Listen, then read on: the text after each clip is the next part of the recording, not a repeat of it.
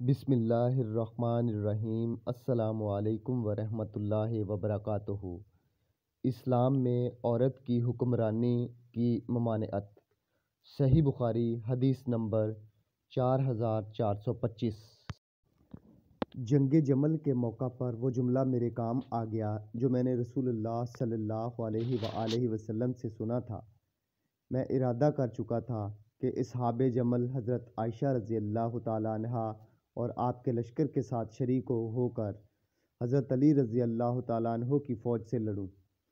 انہوں نے بیان کیا کہ جب حضور اکرم صلی اللہ علیہ وآلہ وسلم کو معلوم ہوا کہ اہل فارس نے کسریٰ کی ایک لڑکی کو وارث تخت و تاج بنایا ہے تو آپ نے فرمایا وہ قوم کبھی فلاح نہیں پا سکتی جس نے اپنا حکمران کسی عورت کو بنایا ہو۔ On the occasion of the Battle of Jamal, the phrase that I heard from the Messenger of Allah, peace and blessings of Allah be upon him, came in handy for me.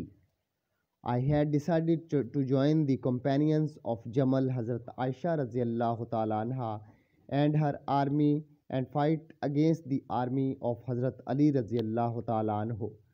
He said that when the Holy Prophet, peace be upon him, came to know that the people of Persia had made a girl from Kasra the heir to the throne and crown, he said that the nation that has made a woman its ruler can never prosper.